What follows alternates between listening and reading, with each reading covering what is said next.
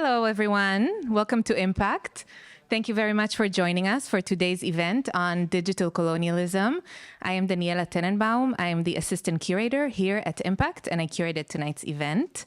I would like to invite our two moderators of the evening, Gerwin van Schie and Inte Gloerich, to start off our discussion. And I wish us all an interesting, inspiring, and an informative evening. Thank you very much.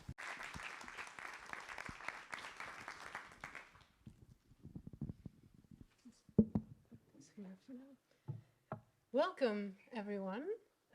It's very nice to see such a full house for such an important topic. I am Inte Gloerich, this is Gerwin van Schie, and we are your moderators for this evening. And we're starting off with a little introduction to the theme. Some examples of what we might think of with a term like digital colonialism. So we often refer to colonialism as something that belongs to the past.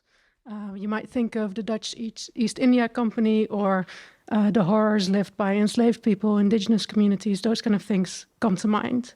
But it's also true that exploitations still exist that echo elements of historical colonialism. And to unravel the ways in which such exploitations emerge nowadays, a group of Latin American theorists use the term coloniality to describe how colonial power relations and structures are reproduced in contemporary societies. For instance, they describe how the scientific categorizations that emerged in previous centuries between human and animal, savage and civilized, got so ingrained into our models and systems that they continue to play a role in the contemporary societies and the governance and technologies that we use today. And not only do these categorizations influence the way we think about the world, they also have very real effects on people's lives.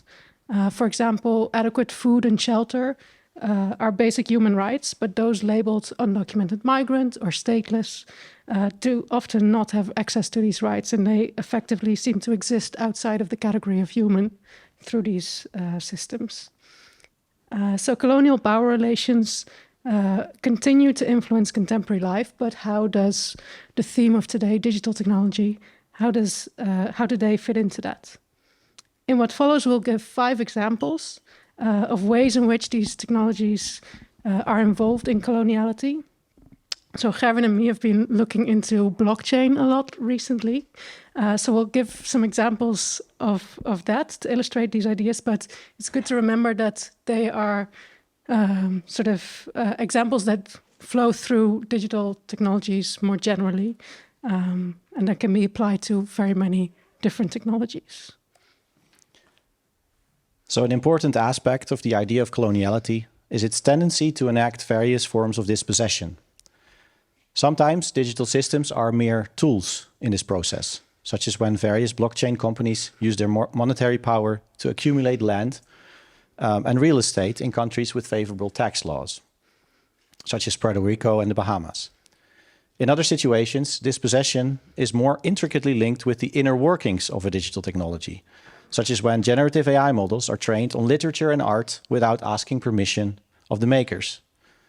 In each of these cases, digital technologies are used to appropriate and exploit people and their labor, and geographic locations and their natural resources. Colonial structures enable the transfer of a common good owned by no one and available to everyone to private property owned by a single company or person and available to no one else. So another dimension at play is the continuing influence of Western governments on life in the global South through imperialist soft power initiatives. And these things often happen under umbrella terms like ICT for development or tech for good, through which Western governments launch tech initiatives in the global South to establish influence outside of the purview of local governments. So, for example, this is an image of a tweet that's about the US embassy in Fiji helping to launch blockchain projects for the local fishing industry. And through these activities, they define new markets, they get prime access to the data that these systems produce, and they also establish dependencies with the local communities. Another defining characteristic of colonial power relations is their tendency to extract resources from the domains in which they operate. These can be natural resources available in particular geographic regions, such as gold or nutmeg, but also human-made resources, such as products of labor, data about behavior. The digitization of such labor and behavior has been an immensely fruitful process for capital to tap into markets that were previously hard to enter or hard to monetize. Where in the past, most people would meet their future partner in a local cafe or at a friend's party, we now use apps like Tinder, Bumble, or Happen, allowing companies to extract value both by charging money for their services and by training their algorithms on your data. Similarly, blockchain forest conservation initiatives are trying to sell us the idea that if we do not create data about each and every individual tree and place them on a blockchain, we cannot properly plant a forest and save the environment. In this process, blockchain forest conservation initiatives are also creating a market out of thin air, allowing capital to trade both in trees and in their potential carbon offset. To do so, they pay a fee, both in data and in money, allowing these companies to extract value from a process, planting trees, that previously did not require any value extraction at all to exist and to continue. So colonial relations also get reproduced through the words that are used. So woven through some of these examples that we heard until now is a use of language and metaphors that builds on modernist ideas about progress through technological development while hiding colonial relations that they also reproduce. So for example, in the early days of blockchain, back when Bitcoin was first emerging, people often describe the scene like a Wild West, free from regulation, and just like the Wild West of the gold rush. And in this metaphor, it's of course less about mining for gold, but mining Bitcoin. Such metaphors present Bitcoiners like heroic pioneers going off into unexplored lands, establishing new societies. But they also hide the very material and lived repercussions of their actions, dispossession, extraction, burning energy, those kind of things. The colonial processes of digitization and datafication also have an effect on what we value in the world. In many domains of life, quantified knowledge and measurements became dominant ways of knowing, to the extent that if we now often do not consider qualitative knowledge in our decision-making. In the Netherlands, we even have a saying, meten is weten. To measure is to know, as if knowledge produced without some kind of measuring stick or thermometer is not really knowledge. We can see such thinking mirrored in current implementations of big data, algorithms, and AI, often with the belief that computation in any domain of governance or business will make processes more efficient and accurate. What we often tend to forget is that with the invention of classification and quantification, both clear products of the Enlightenment, invented ideas about race, for example, were also invented. Where in the past, forests mainly needed fertile soil and enough rain, in the future they might need a blockchain to even be considered to exist. With this invention of digital trees on the blockchain, we might forget about all the other parts of a forest that are also important, but which are not classified or quantified, to make it work as a healthy environment. A healthy ecology thrives not on human-made technological infrastructure, but through diversity and a variety of species.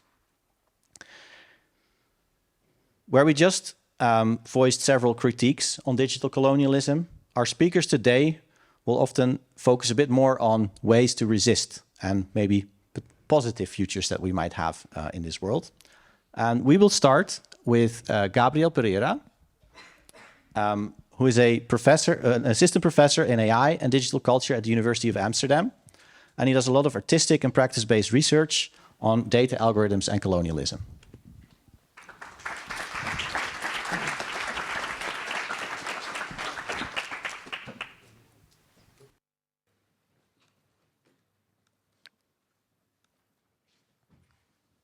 Hi, everybody. Thank you all so much for being here on a Thursday.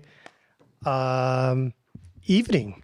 It's really wonderful that you all took some time, and I want to begin first by thanking for the invitation, thanking Inte and Gerwin, and also Daniela and all the IMPAKT staff.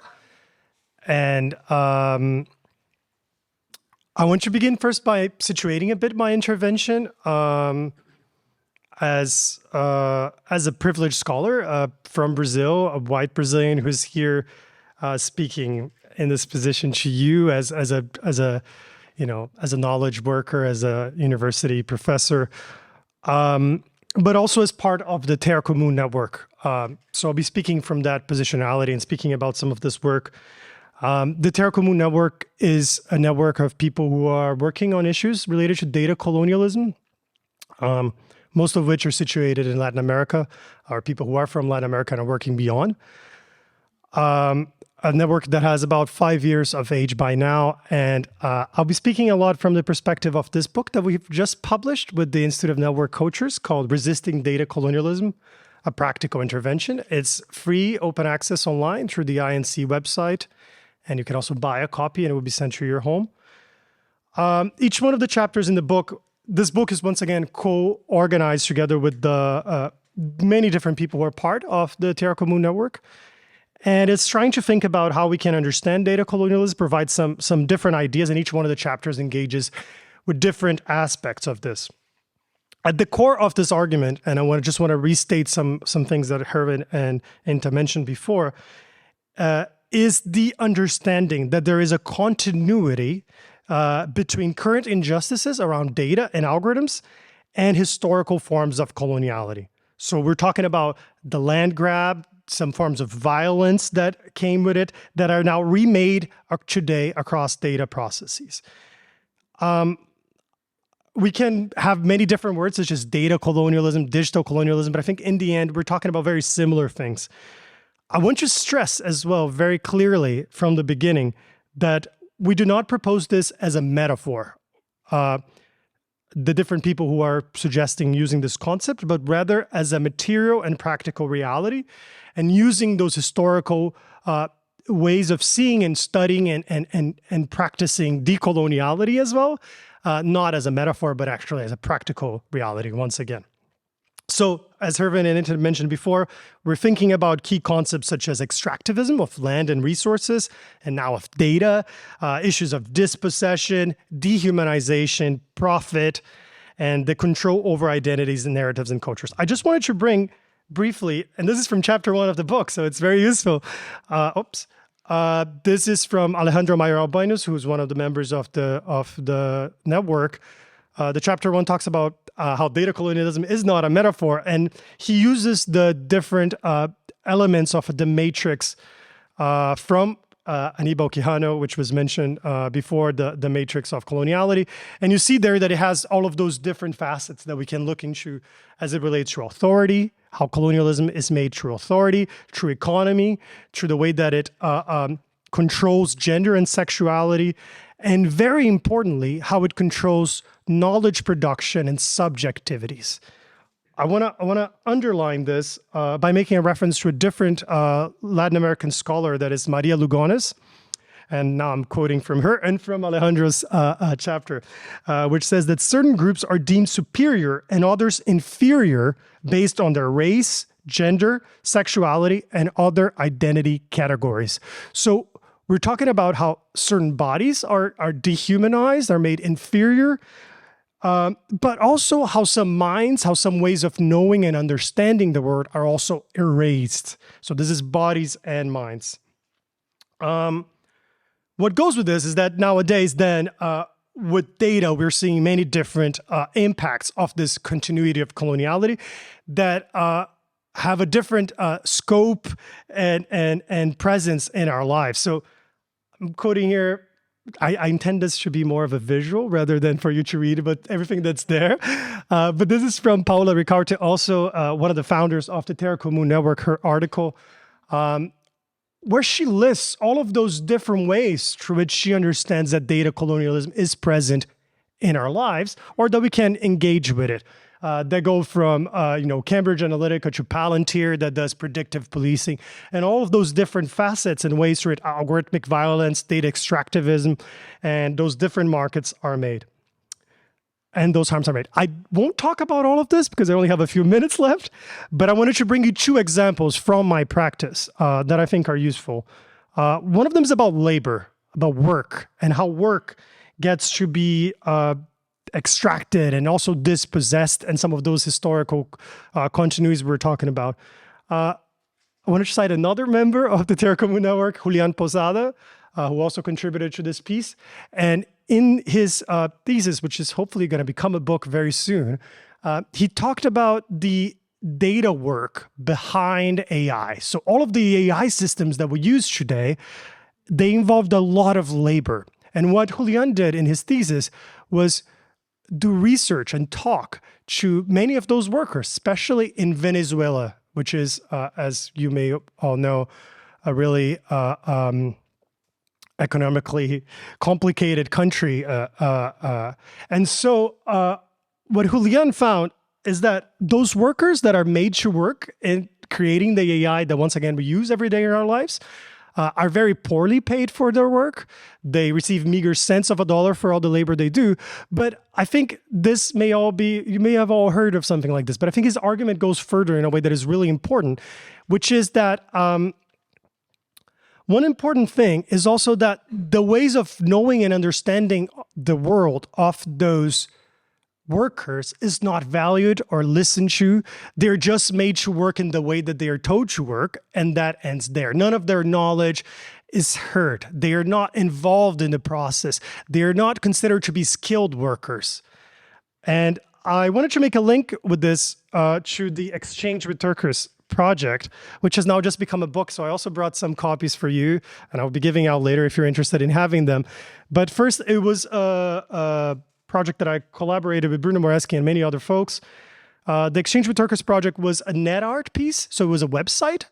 And our idea was that we talk, you may have heard about those workers, but many people have not even heard that those workers exist, and they are not listened to, once again. So what we did was create a website with those chat windows over there, like that look very, early internet. And the idea was that for 14 days, anybody could go in and ask those workers questions, and talk to them and hear them and ask them, what is your favorite song? Or whatever else you wanted to ask.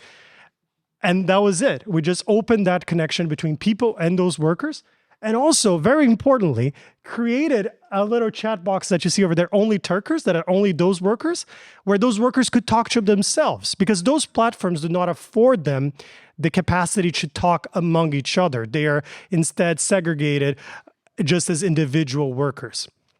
And now this is also a book with some of the parts, and the workers also got the opportunity to reflect also on the responses they gave before. So labor was the first one, and it's one that is really important for us to consider: the labor behind AI, the labor behind AI, how it made it possible, the things that we use, but also how we could rethink this. The second example from my more recent work relates to surveillance, specifically algorithmic surveillance and the colonial history of surveillance. So I'm writing now a book on automated license plate recognition. Basically, those are the cameras that detect license plates of vehicles as you're driving on the street. It's captured by a camera. Those cameras were invented in the United Kingdom in 1970s.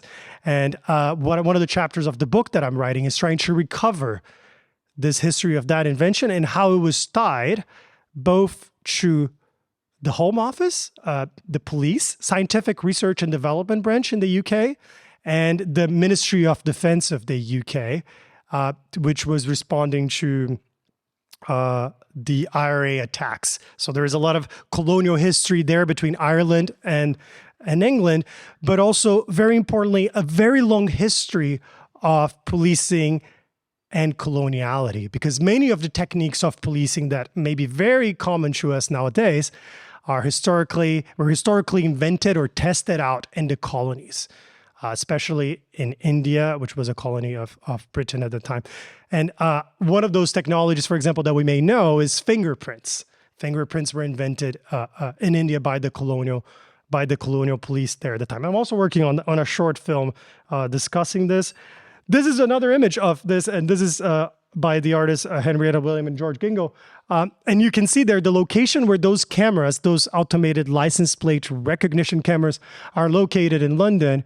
You may not be able to see it, but you can look up, it's called the Ring of Steel. Reflect also other kinds of histories of where the walls around the city of London were located.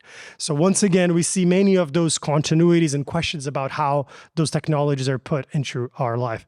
Here are two other references on this. Discriminating Data, fantastic book by Wendy Chun talking about facial recognition, for example, and the colonial history of that. More specifically than the colonial, actually, she talks about eugenics and how there's an eugenic history to that. And a book in Portuguese about algorithmic racism, because we should also be talking about algorithmic racism. Lastly, and I only have a minute for this, I also brought some books for the affecting technologies, machine intelligence, this work that we did in Brazil. And some of the things in that this book and the event that we organized, we're talking about community and solidarity for thinking about alternative ways that we could create computation, data, and algorithms. And I just wanted to end then with this future-looking thing, because I've been talking about how things are colonial, but I think that the key goal for why we're talking about coloniality is to think about decoloniality. How can this work be actually useful to make change and to change our practices? And I'm going to end with those two examples here of people who contributed to the book, so you can read it here or look at their pages. One of them is Savelo and Lambi, who talk about Ubuntu as a way of to rethink artificial intelligence, AI governance, and Diolabi, which is a makerspace in Rio, in Brazil, which is thinking about other ways that we can include people and make technology in other ways. And I think those are really helpful guiding points, in my opinion, to think about how we could make technology otherwise.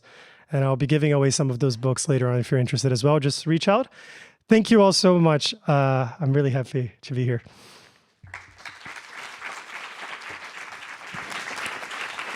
Thanks, Gabriel. Maybe if you stand there for one more second, because I do want to ask if there's already immediately a question that pops up. I'll be doing this after each presentation. There's 3 more speakers after that, yeah. I should use the mic. My name is Anand Sjombar. I'm based here in Utrecht, Hogeschool Utrecht, so almost neighbor. But I'm also volunteering in the African Digital Rights Network. And in that collective of researchers, journalists, NGOs, we're looking at data extraction, data surveillance, all these things as well. So it might be interesting to see where there are, let's say, touch points for collaboration and inspiration or reflection. But looking at the last book you showed, what is the future if we would rechange the AIs now from ChatGPT, etc., towards, let's say, with a non-Western paradigm like Ubuntu, or when Vivir in Latin American context, or let's say from India, something else. What is your vision on that? And can we redesign and retake? Maybe I'm going ahead for the... No, it makes complete sense. Thank you so much for the question, and we look forward to talking more afterwards. I think some of the answers are here. I think a lot of this, and we named that section of the book Community and Solidarity. I think it's a lot about thinking about which kinds of networks that we want to build, which kinds of new spaces for knowledge production. How can we change the way that we do knowledge and hold spaces? But I want to talk about one of the contributors of the book, who's a fantastic scholar called Rodrigo Shigame. And his work engages also with alternative histories of algorithmic production in Latin America and beyond. And what he finds is that it's not necessarily only that we need to produce new things, but I think we need to look a lot to the past. And how already, for example, he talks about how Cuban librarians were creating alternative search algorithms for books. And that to me is like, yes, exactly, right? So I think we need to uncover a lot of those pasts that have been intentionally erased from the history of computing and from how we think about data and algorithms. Thank you. Thanks. Thank you. I will now move on to the next speaker, but not before also explaining to you that after these presentations, we have 3 more speakers. We'll have a lot of room for discussion. So keep thinking about questions as Abdo Hassam is taking the stage. So Abdo is a creative technologist, an AI strategist, digital anthropologist, and a poet based in Amsterdam. He has led many initiatives across industry, academia, culture, and civil society to help build power-sensitive critical literacy of technological progress. In his latest project, The Everyday Data Activism, he explores the idea of joyful resistance through a community-led practice, which I think you're going to talk more about. I'll lead up to it. Well, a lot of beautiful things have been said already, which allows me to reiterate very quickly, but keyword is very quickly here. What I'm going to do today is actually do two quick things. I'm going to have a statement of positionality and also extend an invitation for resistance that hopefully we can build on later. So my talk is really trying to bridge kind of that concept that Gabrielle talked about, where we want to move from the pessimism of really understanding coloniality to the optimism of decoloniality and what we can do from our points of departure. So I want to start with the same day 13 years ago. And it's a beautiful coincidence that today is the 25th of January, because on the 25th of January 2011 was the Egyptian Revolution. And this was the point where it really started for me to really understand how power and technology can intertwine. In January 25th, 2011, I was really part of a future that never came. It was that the power of democratizing technologies gave rise to young dreamers that were able to take down a 30-year-old autocratic regime. But very quickly, I was introduced to digital autocracy, where the colonial powers, governments, big tech organizations were able to subdue this movement. And in no time, in 2 years, they were able to show us that emancipatory technology was quickly met with oppressive retaliation. And they put the country in a condition that to this day it is suffering from. There, I started my movement from being a computer scientist to someone who wants to marry computer science with more critical theory. And my name is Abdo Hassan. And actually, the definition I like to go with is that I have multiple points of departure when I deal with technology. I started off as a data scientist, software engineer, but I try to play around with digital ethics, responsible AI as a field. I like to play, so I'm a creative technologist. And whatever I do, I like to do it with a lens of critical theory and decoloniality. I really want to weave power into whatever I do. So the first thing I started to do is, where is this coming from? Because I had this escapist fantasy that by being a technologist, I wouldn't have to deal with the oppressive realities of the everyday in my country. And I started looking at world building as a practice, and I thought, okay, this is great. There's a blank slate and you're building a world. And then I noticed actually not. There is a lot of literature, a lot of legacy imaginations that we inherit from maybe popular culture. And I realized that science fiction often becomes science fact. And I started looking at the imaginaries produced by governments around us, and to see that the same elements of extractivism and digital coloniality that have been talked about are there in these like future-looking videos. And this was from 7-8 years ago, and a lot of it is in practice. So this is from Abu Dhabi police, and you see continuous tracking, omnipresent systems, all talking to each other. Everything is there up for grabs. In this video, there's a high-tech criminal, and the whole city becomes one organism to kind of catch this criminal. And it's very reminiscent of Skynet as a metaphor. And here I realized, okay, world building is not a great thing, always. Depends on who's doing it. And it can be a colonial practice. And I started understanding colonial violence because this was the name of whatever was happening to these revolutionaries who found a home online, and now their space was inhibited by someone else. And there I was introduced to the term digital coloniality as this kind of structural force that is not just one actor who's acting on bad intention, but a whole system, a web of actors that tries to subvert dissonance.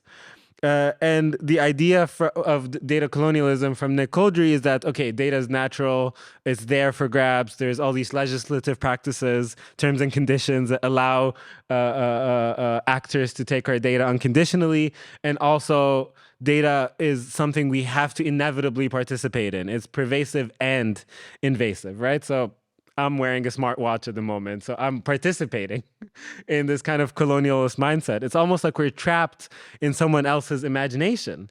But again, like was mentioned before, I realized that data colonialism is not a metaphor, right? It's not just like there was natural resources before, data is considered a natural resource, but again, there is a continuity.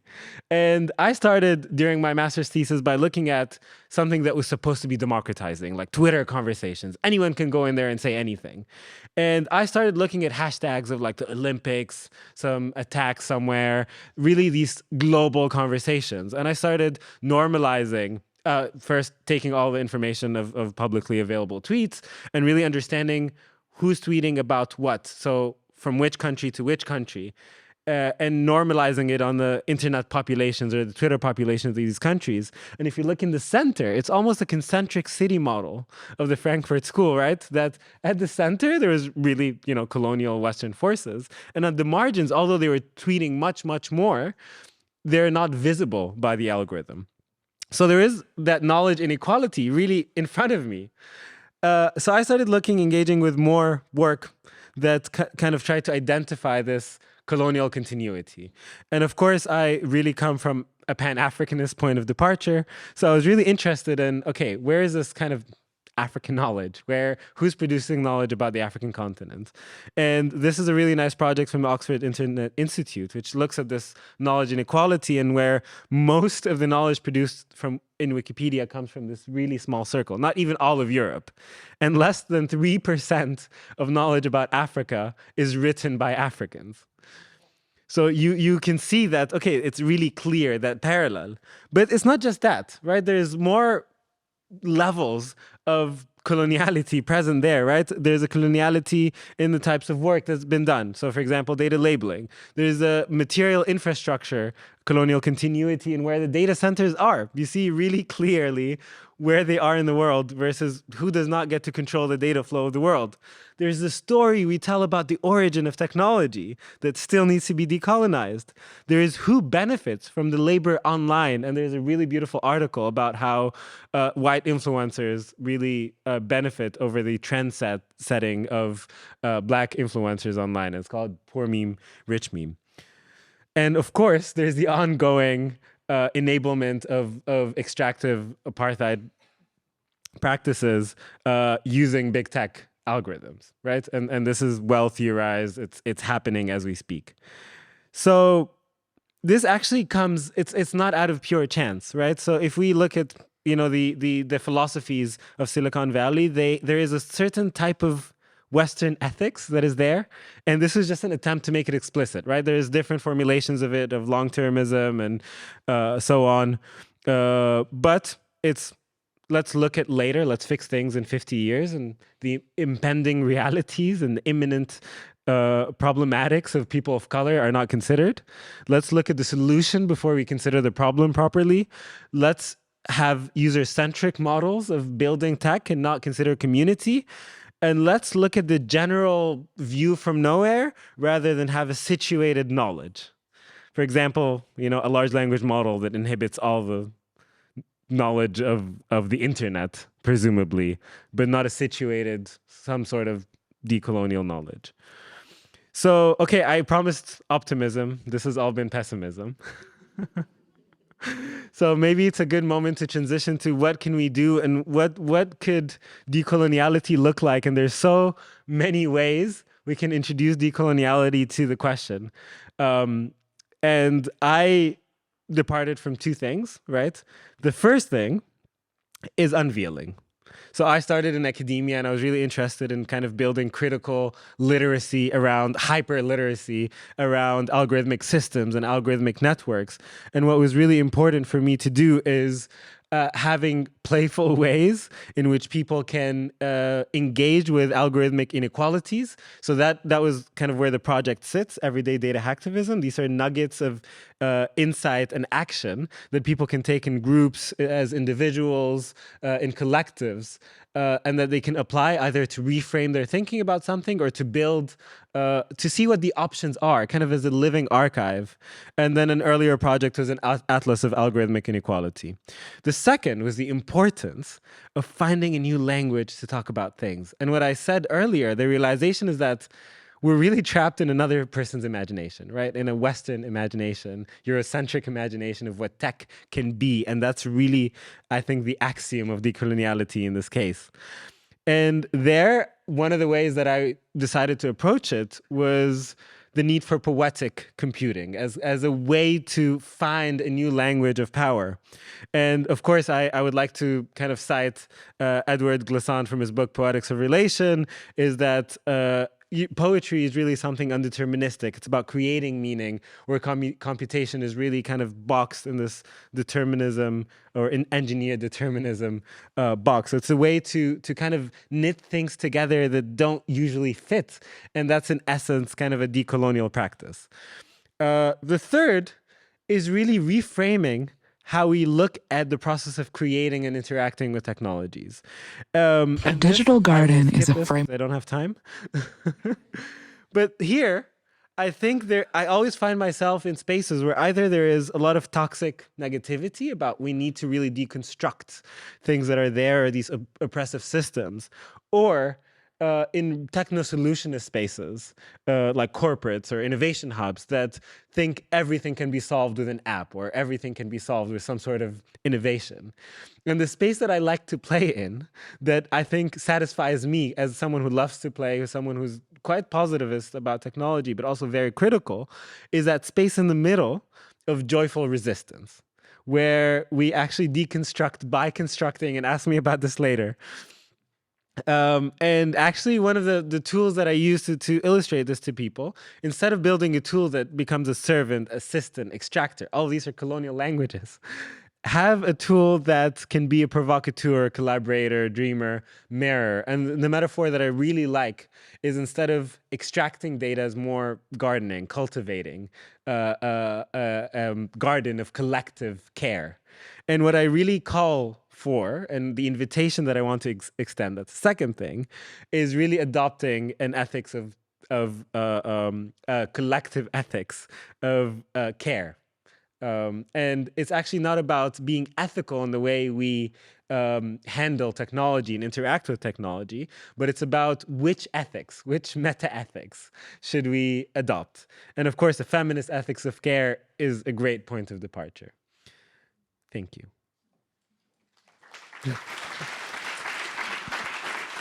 Thank you. Yeah. So again, there's space for one question, just to, immediately engage if there's something pressing anyone wants to raise, or we can leave it for the discussion at the end.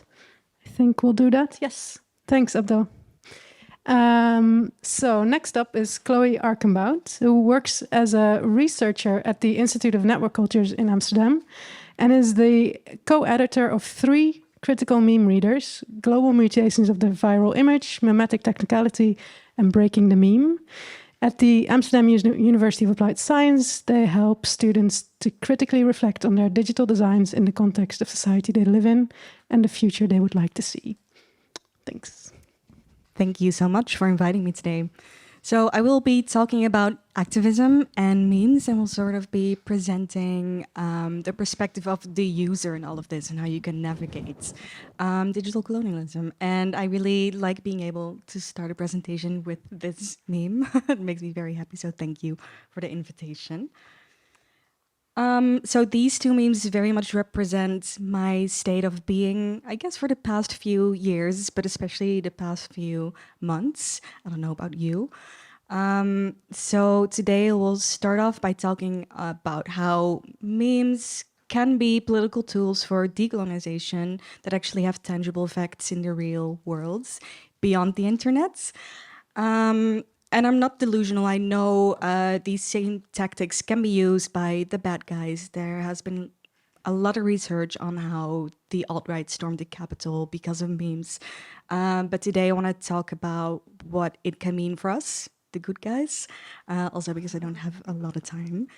And then moving from there, I'm going to talk about the dilemma then, if you're a meme maker and if you're an activist, of using those memes within the infrastructures of big tech or choosing not to. And I want to present a possible framework to navigate this dilemma, sort of end with a few tactics how you can fight from within the system, but also outside of it, and also conclude that memes could be an activist wildcard. So memes as political tools with tangible effect in the internet. Oh, thank you. Yes, I'm too tiny. So first of all, memes can be a nice alternative to mainstream / oppressive media. Everyone who has an internet connection can make a meme. That's not everyone, of course, but it's a lot of people. It's a very accessible, playful way to be able to express criticism, especially when mainstream media don't seem to be saying the important things that need to be said. So this meme is an example of that. During the climate march in the Netherlands a few months ago, there was quite an interesting situation where there was a Palestine bloc chanting and some speakers were denied their access of the stage actually because of their chanting and because of their pro-Palestinian stance. And then most Dutch mainstream media pretty much said, well, there was a riot because of a pro-Palestinian stance. Well, actually, that could have been framed as there was some serious censorship happening. So there were a lot of memes that were sort of addressing that situation that weren't being discussed in mainstream media. Secondly, memes can have a dialectical effect. Geert Lovink and Mark Tudors write about this. They use Walter Benjamin, his metaphor of awakening, where they sort of say, well, memes can, or meme makers intend to wake you up when you see them or make you realize an alternative truth that you weren't aware of yet. Or the, hey, I never thought of it like that effect, which I think this meme is also a great example of.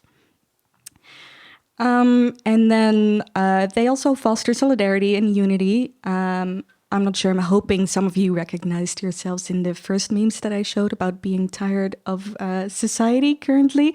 And I hope that created some sort of togetherness in this room. And I think, we all probably feel a little bit depressed currently when looking at the news. And yeah, I guess a big problem in leftist, more progressive spaces is that we tend to fight with each other more than sort of come together for the same goal. And memes can actually help with creating that sense of togetherness. So this meme I made myself. That is why it's actually not funny, but it does sort of illustrate my points. So if a meme is a funny image on the internet, cat pictures, haha, but if you look at them and they can actually address societal problems that are happening right now, who can influence people, their ideas and their behavior even, and in the end, maybe they can change the world. And I'm not delusional. I know one meme is not gonna start a revolution or change the world, but they could start a conversation that might lead to that eventually.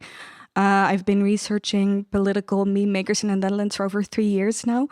And they have told me that people literally started changing their voting behavior because of their memes, or started signing petitions, actually going to a protest, even though they've never been before, find it a bit scary.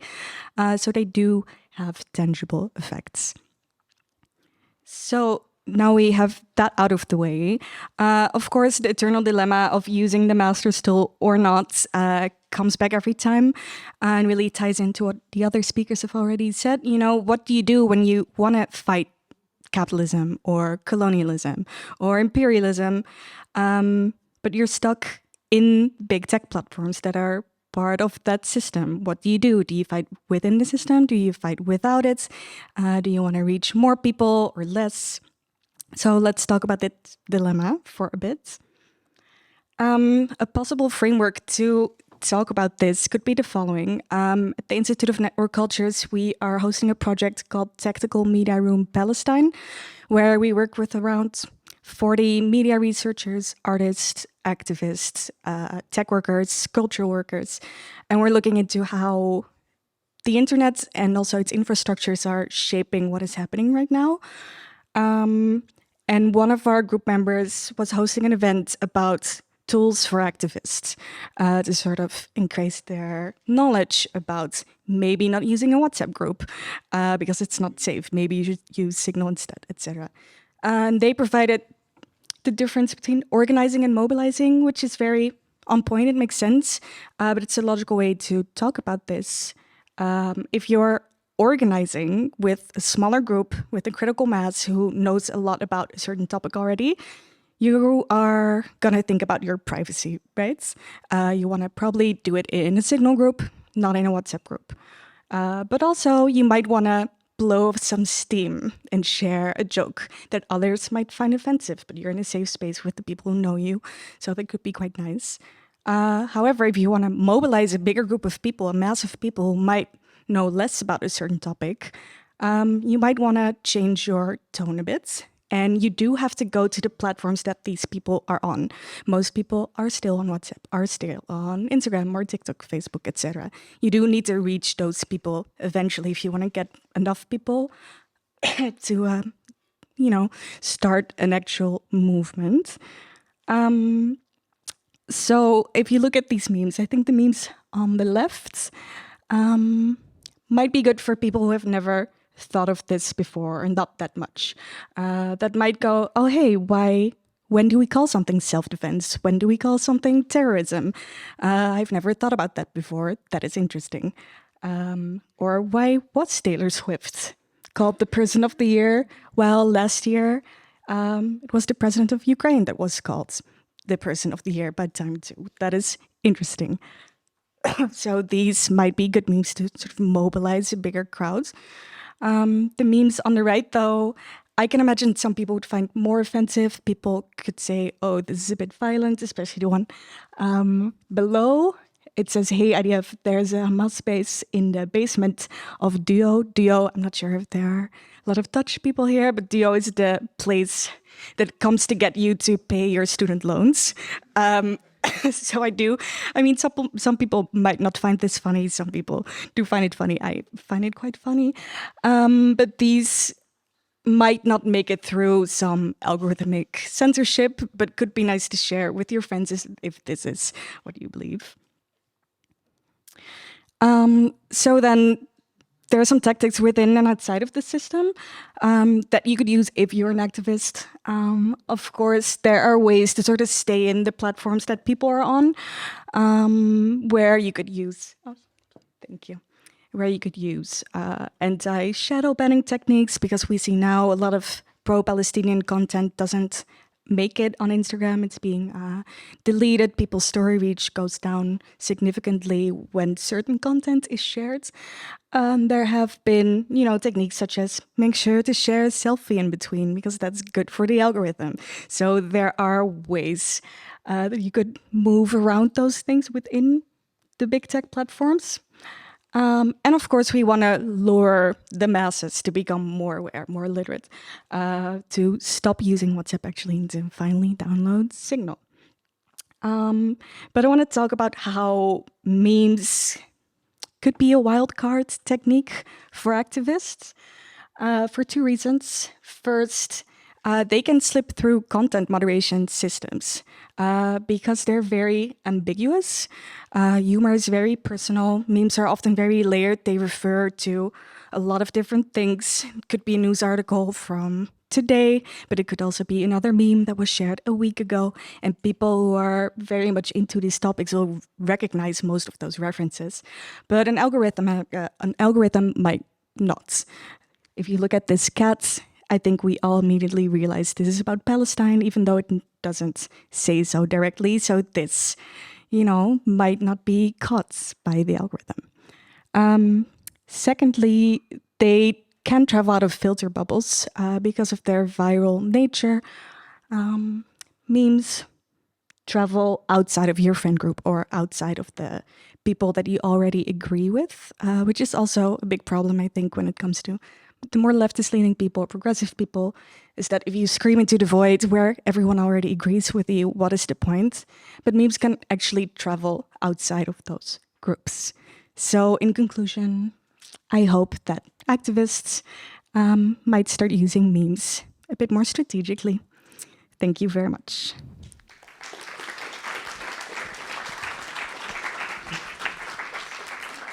Thank you very much. Do we have a question from the audience?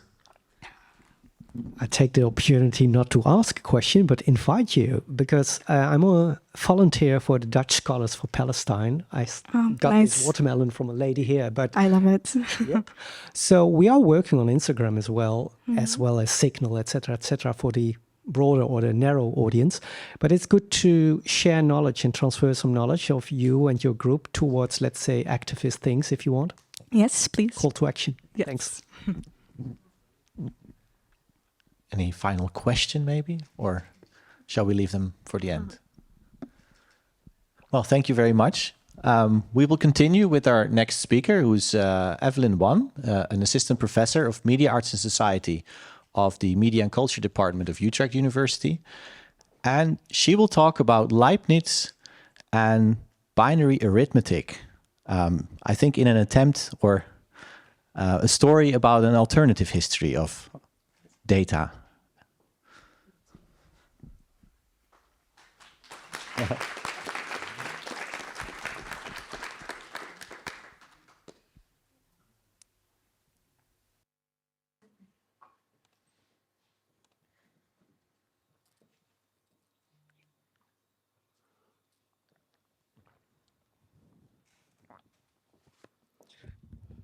Right. I think this might need to come a bit higher.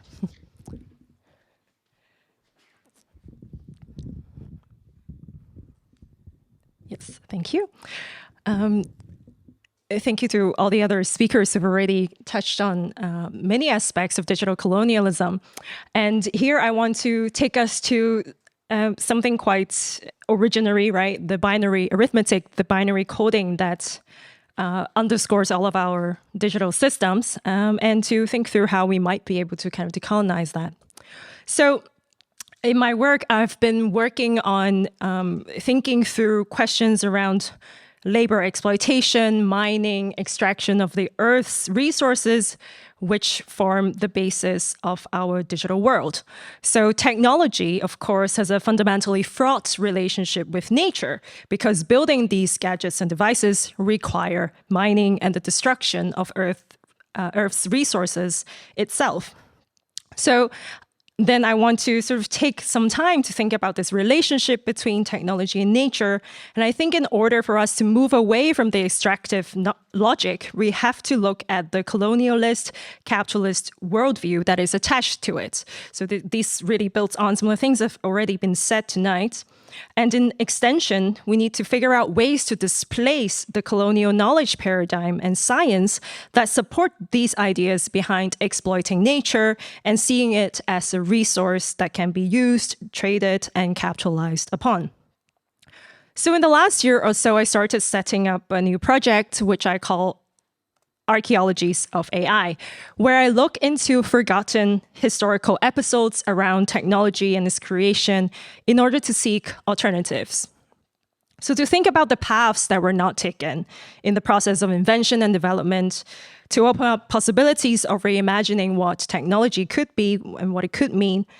And here I draw upon Arturo Escobar's notion of pluriversal politics, coming from the Latin American decolonial school, which is what we've been talking about the whole night, where we look for other worlds hidden within this current one that seems to be so totalizing and capitalist in nature. So what I try to do is to find ways of conceiving technology which work with nature instead of exploit nature, and look for these examples in history, which might invite us to help define and redefine technology and what it could mean today. So I'm sure many of you here have heard about the inspiration this wonderful German philosopher, or polymath as he's known on Wikipedia, Leibniz has drawn from in order to develop the binary arithmetic, which is the I Ching, the book of change. And the I Ching became one of those references that's often found in the footnotes of history within computation. I want to zoom in on this particular reference tonight and to unsettle the meaning of the binary coding by turning to this forgotten piece of inspiration material. Now, this is a lot. I'm going to try to unpack that by telling you the story of Leibniz. So imagine we've got Leibniz in the late 1600s. He's been working on this binary mathematical system when he began correspondence with a Jesuit priest called Father Buffet, and he's the one who sent this image to him. And he was stationed in Beijing at the time, and he was studying Chinese traditional texts. Now, when Buffet sent Leibniz this diagram of the I Ching, Leibniz was overjoyed. The diagram is known as the lineations of Fuxi. Fuxi is the creator of the I Ching system in this story. So Leibniz understood the I Ching to be this ancient divination text, which encapsulated centuries of Chinese wisdom and science, even though he, of course, had no real idea what it really meant. But he saw potential. He saw this diagram, and he saw in it the I Ching's use of the binary code of the unbroken and the broken lines as a confirmation of his system of binary arithmetic. Look, so the Chinese had this idea of using this, the unbroken line and the broken line in order to denote these particular numbers, right? So he thought, well, let me try and decipher this diagram, and you could see the handwritten notations of numbers around this whole, the square inside and also around in the circle. So these kind of scribbly notes, and you could see within the square itself, it starts with 0, 0, 1, 2, 3, 4, 5, 6, 7, and he went on and he tried to sort of figure out what this system meant. So he scribbled these numbers from 0 to 63 next to these 64 hexagrams, believing that they stood for these numbers, 0, 1, 2, 3, 4, and onwards. And he congratulated himself on this achievement as a European scholar to have cracked the meaning behind this Chinese binary. And what he did was he wanted to use the Chinese text as a kind of proof that he has landed on something really important, right? See, this is the encapsulation of some sort of ancient wisdom for thousands of years, right? Now I would be the one to come and revive this, and crucially, to make it better than it was, right? That was his idea. So in 1703, he published this essay, Explanations of Binary Arithmetic, and actually it's a very long title. It says, Explanations of Binary Arithmetic, which uses only the digits 0 and 1 with some remarks on its usefulness and on the light it throws on the ancient Chinese figures of Fuxi. That's the full title, but it's only known for this little part because, of course, it's way too long. So I quote from his writing. The Chinese lost the meaning of the Gua or lineations of Fuxi perhaps more than 1,000 years ago. And they have written commentaries on the subjects in which they have sought, I know not what, far out meanings, so that their true explanation now has to come from Europeans.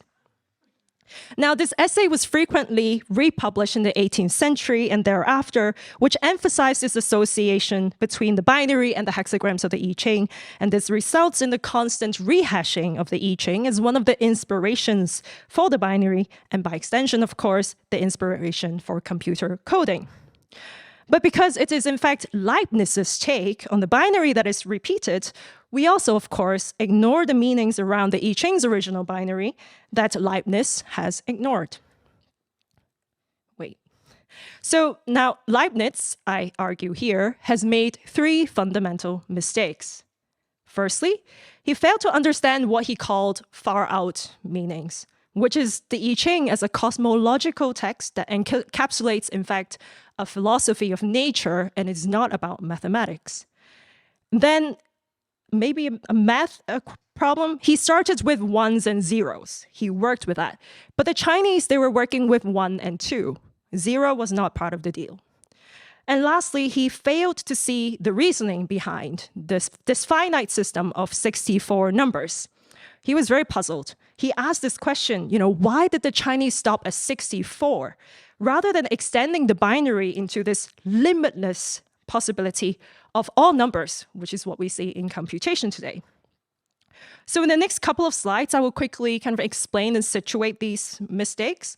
And in a decolonial move, use this to ponder upon the other possibilities of understanding the binary beyond the Western episteme that Leibniz represents. And in so doing, I hope to provoke some thoughts on how we might resituate the binary code and open it up to our imagination. So what is far out? What is far out is, of course, always subject to interpretation. Firstly, the I Ching is a cosmological text with mythological origins. And Schie, as you can see here, this guy, is a mythical emperor who is half human and half serpent. I am not sure if Leibniz realized that he was referring to somebody who is, not human, some sort of a myth, right? And allegedly, Schie taught this system to the Chinese. He's seen as, next to him is his sister, who also became his wife, and his wife created the first humans out of clay. So this is really the kind of Adam and Eve story from the Chinese mythological perspective. So what he did, Schie, he taught this system to the Chinese with giving them the basis of the I Ching. And it's actually based upon observations of weather conditions in nature that will help them better predict the future. So what he's doing is bringing the unpredictable notion of nature into systemic understandings, and thereby people can better prepare themselves for weather conditions like droughts and whatnot. And in essence, the I Ching was the refinement of over several hundred years, thousands of years, of many scholars that really further developed it. So what we see now as these hexagrams, they're not codes, right? They're not just codes, but they're representations of actual natural states. Say, for instance, thunder, rain, lightning, mountains, rivers, wind. So these are all relations to nature that is being encapsulated. And it encapsulates the wisdom. The text tries to teach people the wisdom of how to deal with the changeful states of nature. And eventually this is extended to human affairs and the philosophies of how to live with one another through the system. So the math is only one aspect of it, one minor aspect of it, but Leibniz ignored everything but the mathematical coding behind it. And what's interesting here is Leibniz also imbued his own binary code with a religious narrative. So the 0 for him signifies the void that precedes the creation of heaven and earth, and 1 signifies the Christian God. And what he wanted to do was to use this idea around the binary code connecting to the I Ching to convince the Chinese to convert to Christianity, right, within the historical moment of colonial expansion through spreading Christian faith. So what does it mean for us today if we were to think about these zeros and ones, not just as abstract mathematics, but also as a representation of this particular moment of Christian colonialism that is now deeply embedded and encoded within our technology? So it's important here to acknowledge that the binary code is not ahistorical mathematics, but can be contextualized within this Christian colonial civilizing episteme. Now, I cannot, of course, give you an entire lecture around the eco-philosophy of these numbers, but I want to give you just a taste of what the system really means. So you would see that, in fact, all these discussions around the I Ching and the hexagram, the Tai Chi diagram is often part of it. It's because the very top So Tai Chi represents oneness. That is the one in the system. And the two that is part of the system refers to the moments when energies that are heavier go to the bottom and energies that are lighter go to the top, thereby creating the sky and earth. So at the very top, that's the three unbroken lines that represents sky, and at the very bottom, the broken one that represents earth. And everything that you see in between, that represents the transitional states between what we seem to see as 0 and 1. So in fact, this notion of 0 and 1 is never this on-off binary, but very much about polarity and everything that exists on this spectrum across the 1 and the 2. So just to sort of situate that, the philosophical statement encapsulates this idea. 1 generates 2, 2 generates 3, the 3 being everything in between. So 3 actually is about everything that exists between the two polarities. And one important thing is, you might wonder why we have this diagram of the Tai Chi there. It's because you see within the white, there is also always the black dot, and within the black, there's always the white dot. And it's the idea that the 1 is in the 2 and the 2 is in the 1. So it's never really fully separate. It's about the system that is always in flux and working together, two energies working together with each other. So in effect, this is much more about philosophy than math. And the question around why 64, they stopped there, is really because nature is finite. Because they're using this system to describe natural states. You can only have so many weather conditions and things in between, and they feel like with the base 8 and complicating that on itself, so 8 times 8, 64, is more than enough for us in understanding the system, and we do not need to go into the infinite. So me telling you all of this, just to round up very quickly, we have to think about the cultural basis of the I Ching. It's about encapsulating these relationships between various parts of the Earth's ecology and various elements, thinking about it as a kind of, if we are sick or the Earth is sick, when there is an imbalance in these elements and we're out of sync with nature. So this is a kind of, thinking about it through the I Ching gives us a sense of how this is a technology that attempts to bring us closer to nature rather than a technology that justifies the extraction of nature, right, through colonizing the elements. So it also points to this necessity of thinking about it beyond it as a mathematical abstraction, but recognize how it emerged out of a Christian colonial episteme. This sort of linearity needs to be replaced by understandings of cyclicality and circularity, which is how the system circulates within itself in an ecological system. And so it's not about the on-off that we always think about, this kind of binarized thinking, but recognizing relationality, balance, and flux. So I hope with this gives you a kind of taster of what it could be to think through the binary code in a different manner, and through this sort of open up imaginations as to how we might decolonize something that is so fundamental to our digital systems. Thank you.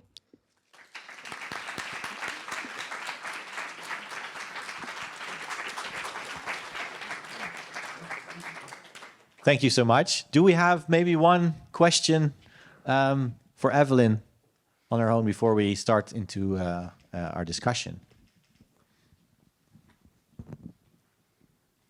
Thank you. Thank you for that presentation. I found it really fascinating.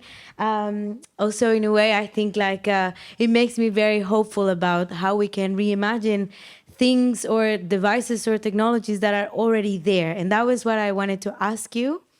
Like, what is your take on how this reimagination, or really, it's not about reimagining, but really telling these different stories that have been marginalized, how far can we take them when with the same devices that we already have? Or would you say, no, it's more about redesigning those devices? I don't know if that makes sense. Yeah. I mean, for me, I zoom into this idea of building multiple worlds. And I think the more we proliferate, right, beyond that one world that seems to be so dominant, the more possibilities we would have in also sort of pushing that into the non-dominant paradigm, or just making it one option out of many other options. I don't think that we can use this to like decenter big tech. That's not possible, but it is definitely a step in the direction. And I think it's about opening up the possibility of imagination and what that could do in like recognizing all of the trappings of the capitalist system and how we feel powerless, right? I think telling these stories also, it's about the sense of, there could be other ways of thinking through this. And I think you felt that as a kind of effective, right? Like that kind of joyful resistance that you were talking about. And I personally very much enjoy diving into these alternative stories and to see what it could kind of bring, right, to different audiences. Yeah, it worked. Thank you. Thank you. I would like to invite all the speakers to the front to have a more plenary discussion. I have a mic that's...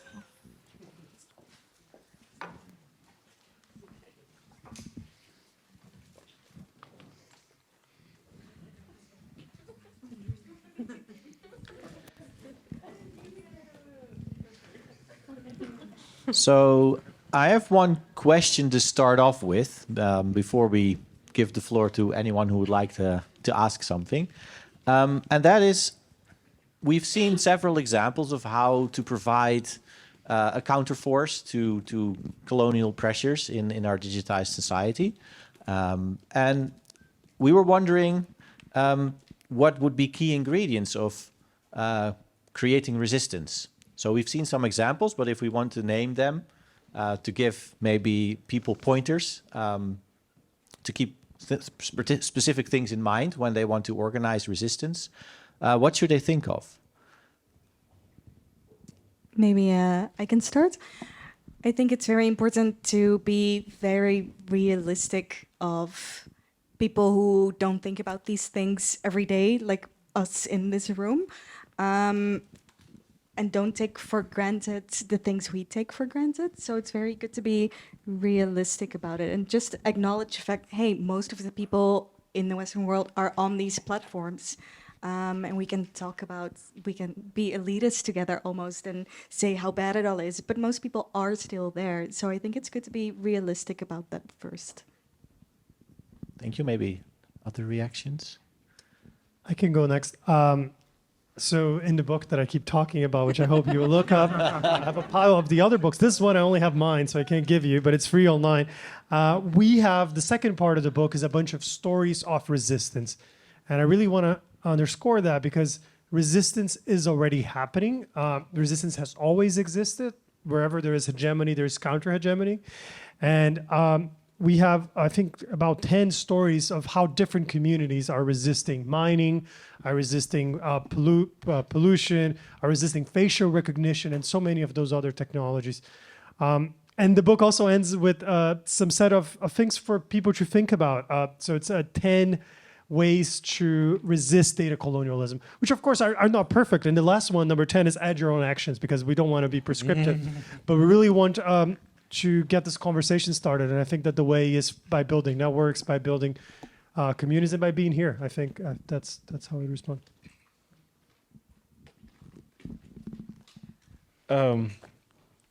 Yeah, I think there's a realization, because when people say a master's tools cannot dismantle a master's house, that tech is really networked, really complex, right? When you look at a platform, it's not just a tool.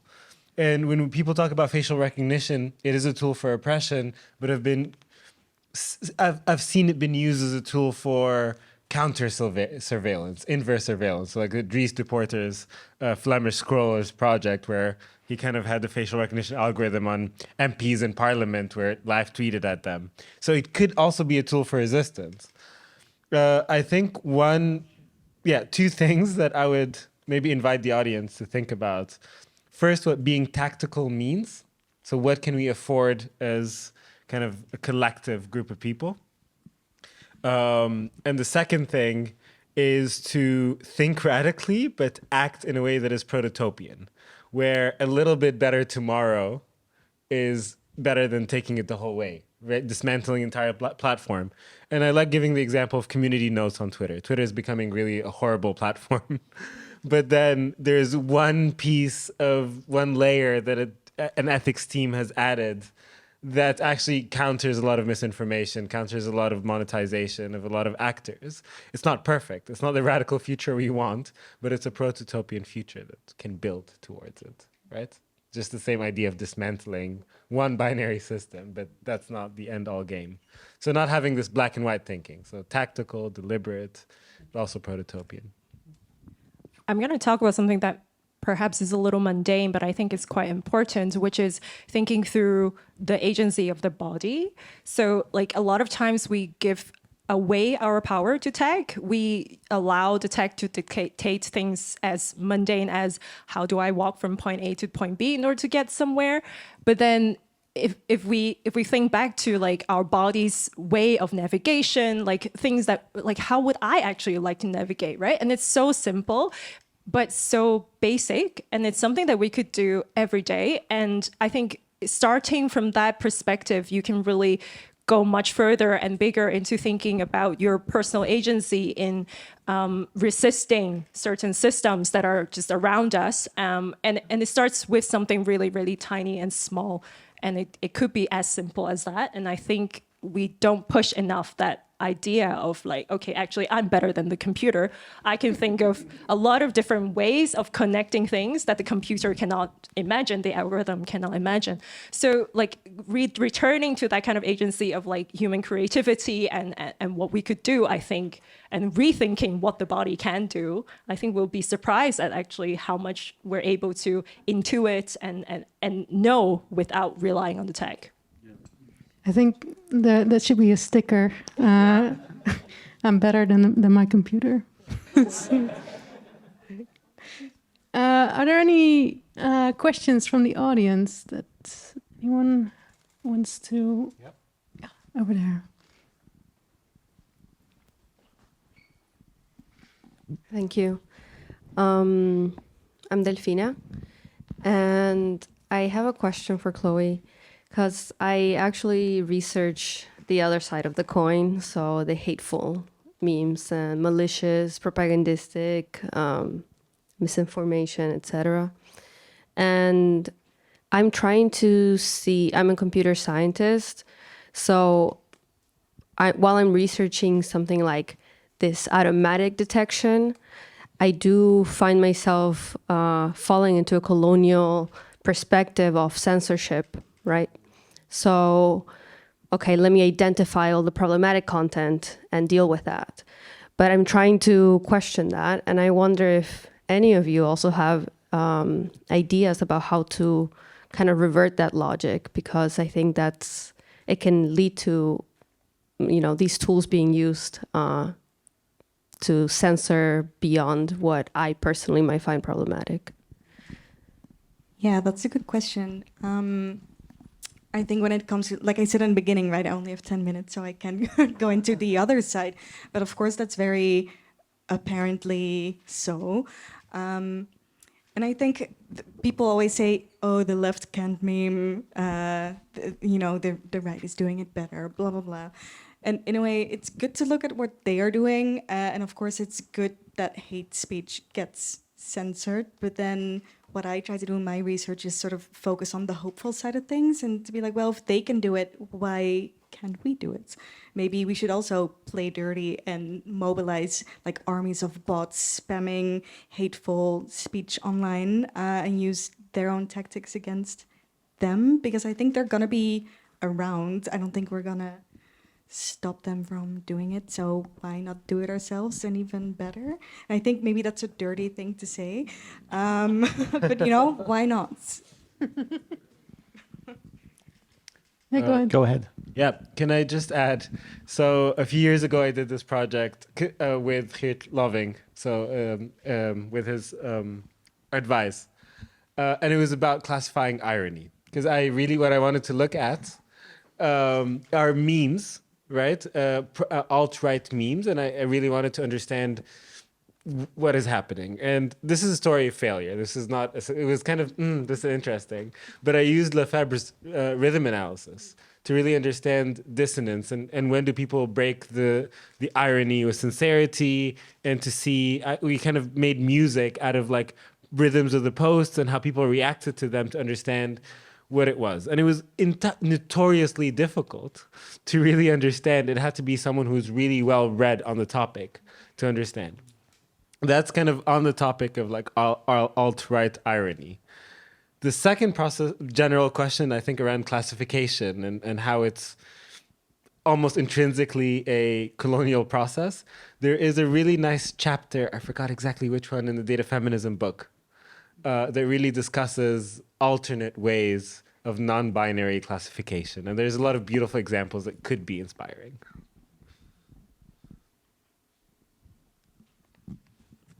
Thank you.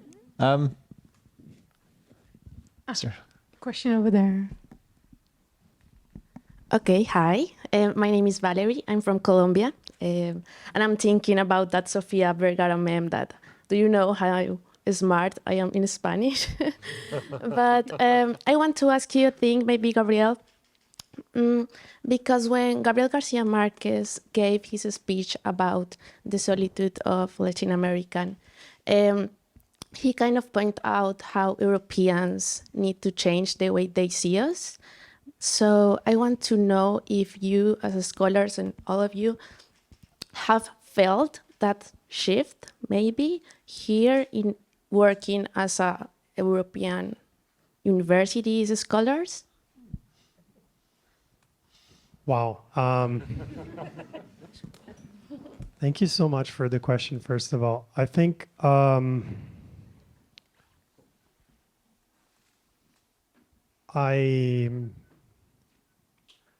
I think, how do I respond to this?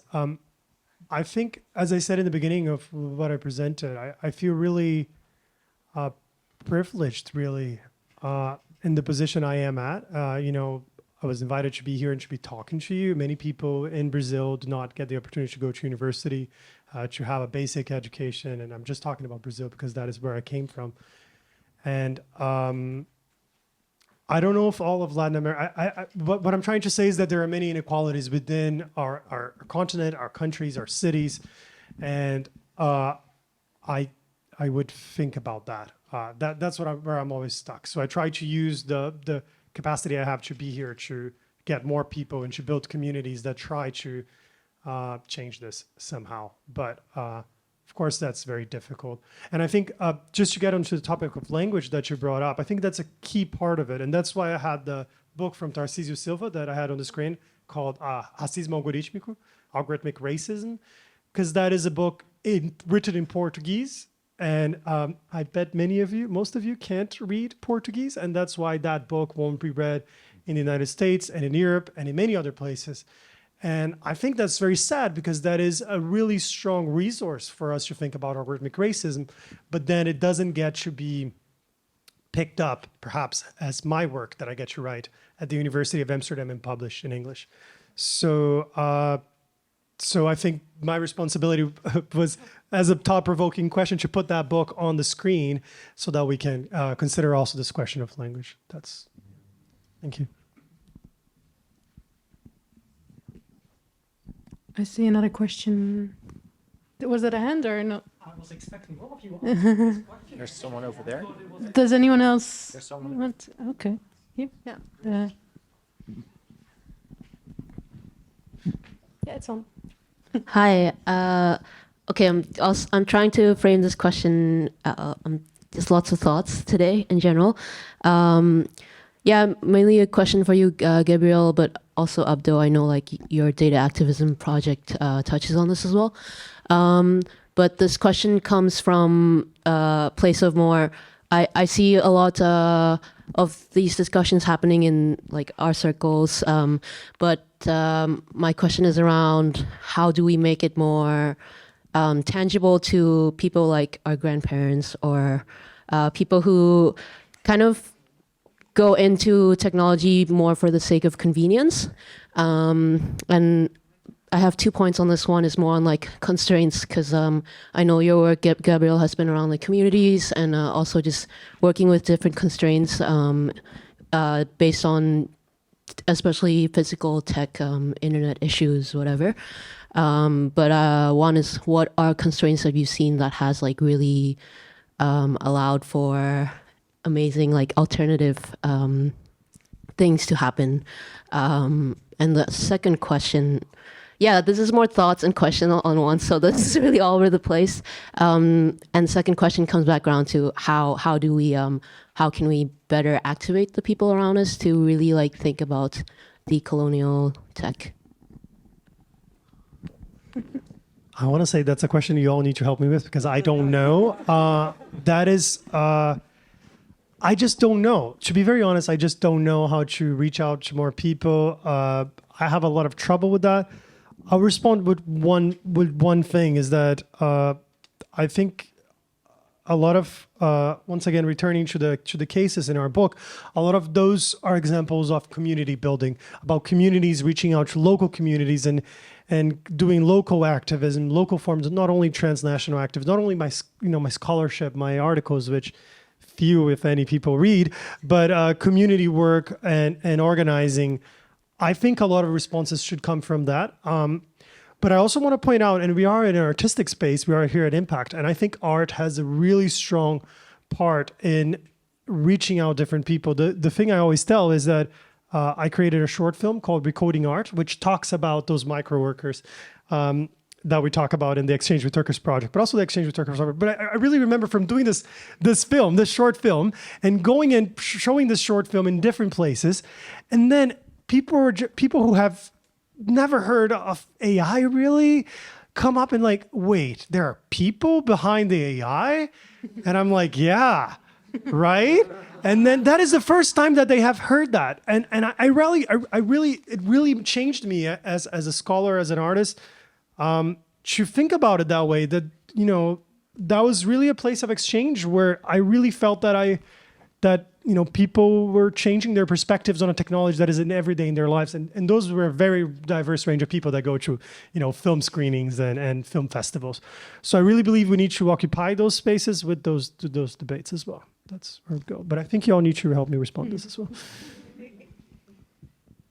Maybe what I'm thinking is that when we look at oppression, we very much often forget to talk about class as well.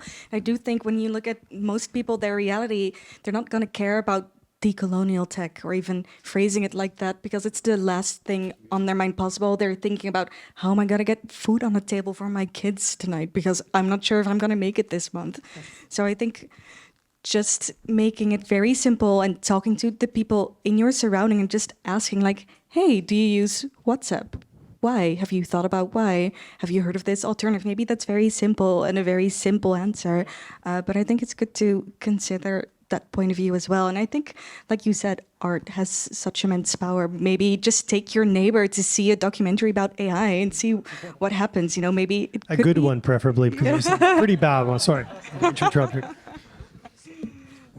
But yeah, maybe it can be so simple, or at least a part of it could be this simple, I hope.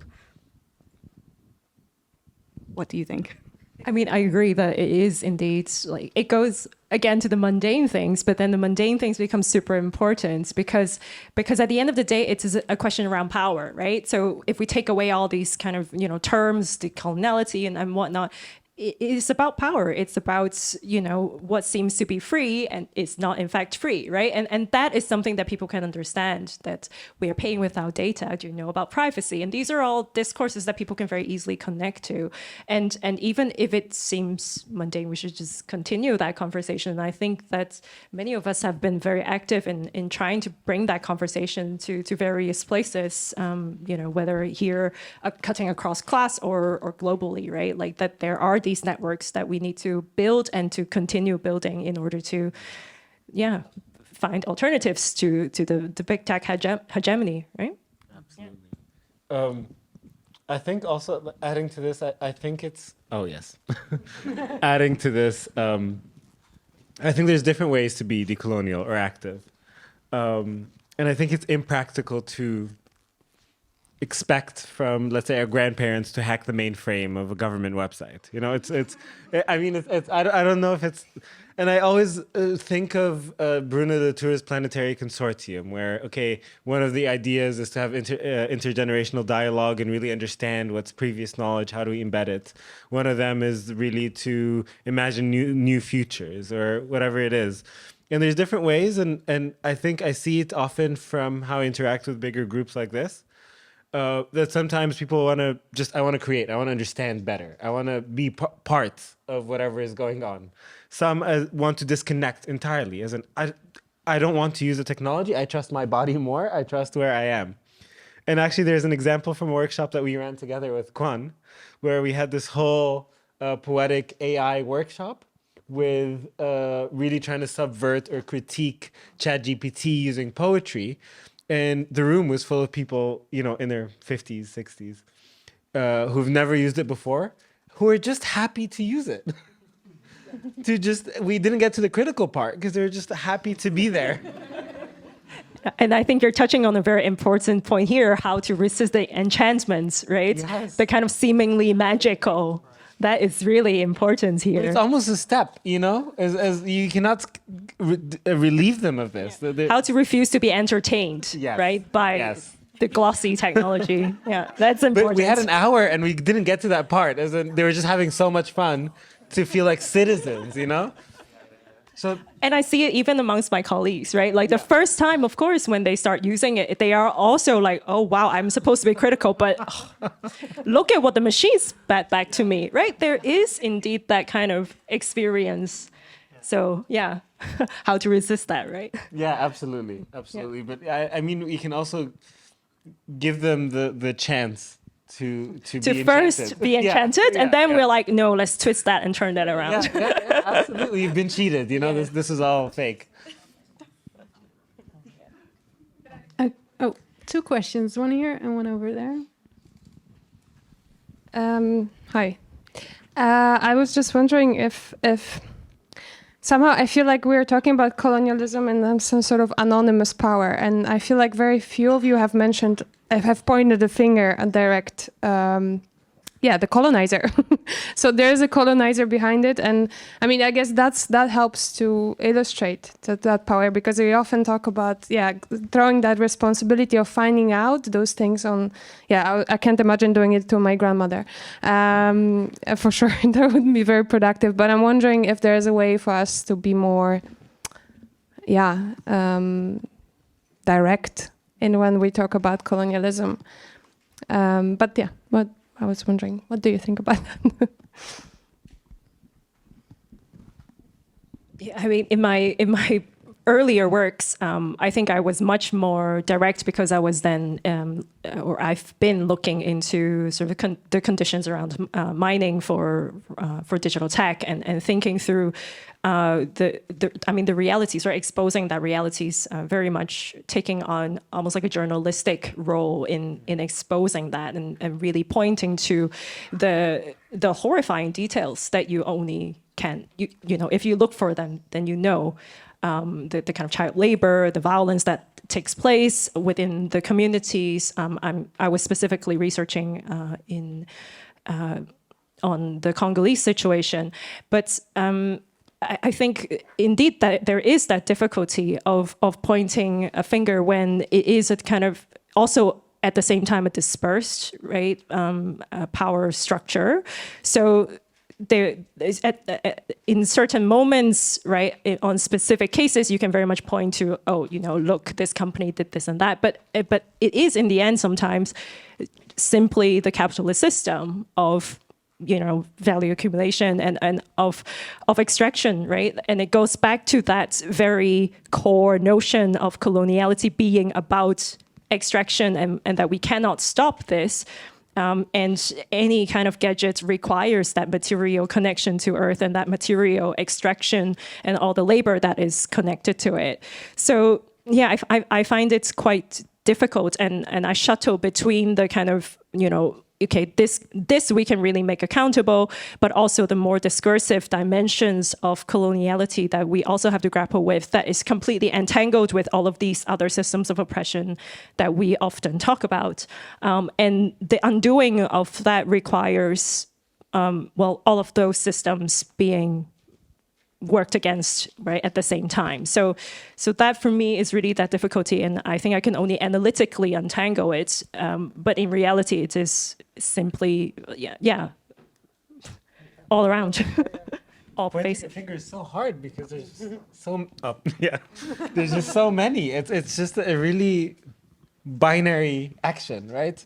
And I think if you look at, it's so hard because the coloniality is so hidden. So do you blame the company, or do you blame the thought leaders? Do you blame the legislation that allowed it to happen? Do you blame our complicity in acting within these networked colonial systems? And it's so hard. Accountability is very important, but it's sometimes, as someone who's analyzing or looking from above, it's hard to be like, this is where it's going wrong, because it's not one thing. There's so many colonial elements coming together. But I agree, I do think it's good to be very explicit and say it like it is. And you could be very explicit for a specific thing. Like, we're in the Netherlands right now. Look at our past. It's horrible. Look at all the ways it's still present in our legislation, in the way we host data centers, et cetera, et cetera. And then, boycott where you can, email your representatives when you can. And I'm trying to make things very simple all of the time, and I hope you forgive me. But, I think it's good to make things as explicit as possible. And there are many things that are very explicit, and that is what makes it hard, very splintered. I heard someone from BDS talk once, and they are all about boycotting, of course. And they said it's not good to give a list of 50 companies where you're not allowed to buy from. Pick 2 and focus on them with a big mass, and then focus on that first and then move on to the next. And I think maybe that's a very pragmatic way to just start somewhere. This ties in nicely with the final question that we wanted to ask. We have only a few minutes left, so maybe other people can also talk a little bit about the things that we can directly do if we leave this room. I just wanted to compliment that I think naming is really important, being very direct as well. In the sense that one thing that worries me, and I think should worry all of us, is that this debate that we're having, this very critical perspective, can always be captured. The industry can come up next year and say, hey, we're also going to decolonize, big tech. And that shouldn't happen. And I think that's why we need to say the names of the governments, of the companies that are following through with some of those violent and, colonial perspectives. And then within that, also to consider how can we refuse certain technologies. I do think that's extremely important. Just to give one example, facial recognition. I think it's past the time that we should be refusing facial recognition to be used by governments, be used by the police. There's a lot of police surveillance technology that should be refused. And I just want to stay on one example, which is one that I've been more in touch with. We should be thinking not only about how we want to use technology, but what technologies don't we want in our lives. And really explicitly saying and organizing around refusal as well. So I think that responds also to the question of one thing, some of the things that we can do. I think it is really considering that. How can we refuse technologies, not only accept things and take things for granted. Any other tactics for tomorrow? It's going to be very simple again, but just delete WhatsApp, download Signal, just refusing. Tell your grandmother, hey, can I download this app on your smartphone for you because I'd like to communicate with you on this. Thank you. Or, make a meme, share a meme somewhere, do it now.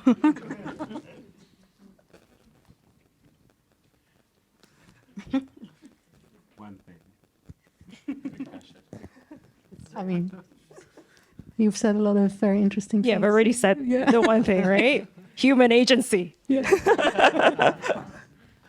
I'll say a little bit true to what I said in the presentation, but really redefining joy, how you find joy by kind of behaving or interacting with technology in a way that is not user-centric, in a way that doesn't invite addiction, but more connection with other non-technological entities, like with yourself and with the community around you. So I think redefining joy and thinking about the one space online at the moment that gives you joy and trying to reproduce it somehow.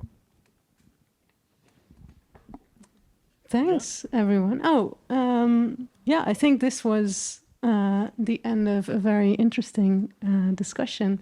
I think it's very nice that some of these last things that you said are really also, very small things that we can, can feel, can think, can do with the people around us. So this topic can be so daunting, but it really is something that we live every day, each of us. So it's really good to remember that.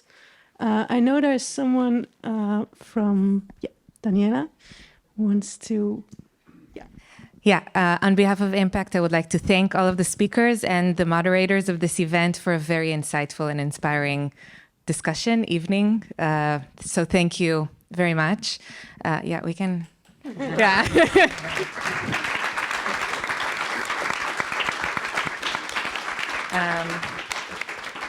And also thank you to you. I think Inte said it. This is the beginning of a conversation that needs to be held, but it's a great starting point, and we can continue at the bar. I know that there were a few questions that people couldn't ask because of time limitations, so please join us for a drink at the bar after this. But before I officially wrap up this evening, I would like to invite you to the opening of our next exhibition here at IMPAKT.